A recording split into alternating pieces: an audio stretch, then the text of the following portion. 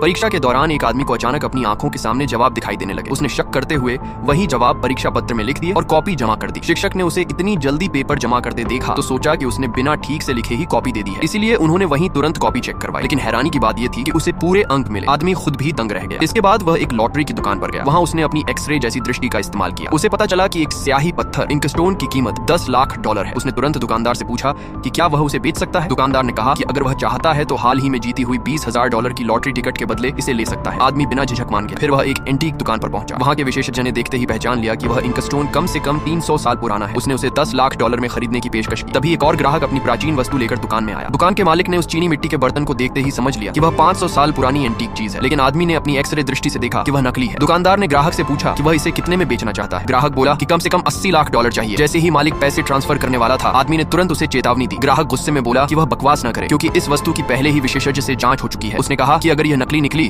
तो वह इसे खा जाएगा। तभी आदमी ने वह बर्तन उठाकर जमीन पर पटक दिया और वह टूट गया। ग्राहक गुस्से से चिल्लाने लगा और $80 लाख का हर्जाना मांगने लगा, लेकिन आदमी ने शांतिपूर्वक उसका एक टुकड़ा उठाया। उस पर साफ आधुनिक निर्माण की तारीख लिखी हुई थी। इससे साबित हो गया कि वह बर्तन नकली था। अपनी चाल पकड़ी जाने पर ग्राहक तुरंत अपना डिब्बा उठाकर भाग गया। आदमी का धन्यवाद करने के लिए दुकान के मालिक ने उसे अतिरिक्त $10 लाख इनाम में दिए। पैसे मिलने के बाद आदमी अपने अच्छे दोस्त को दावत देने ले गया, लेकिन जब वह अपने भाई के साथ खुशी बांट रहा था तभी होटल में गलती से एक फूलदान टूट गया। आवाज सुनकर मैनेजर तुरंत वहां पहुंचा। जब उन्होंने मुआवजा देने की बात कही तो मैनेजर बोला कि फूलदान की कीमत $30 लाख है। उसी समय आदमी ने फिर अपनी एक्सरे दृष्टि का इस्तेमाल किया और पता लगाया कि उस फूलदान की असली कीमत सिर्फ $200 है। जब मैनेजर उसके भाई को धमकाने लगा तो आदमी ने फूलदान की असलियत बता दी और कहा कि वह मैनेजर की जबरन वसूली की शिकायत करेगा। यह सुनते ही मैनेजर तुरंत माफी मांगने लगा और उन्हें होटल की SVIP सदस्यता देकर मना लिया।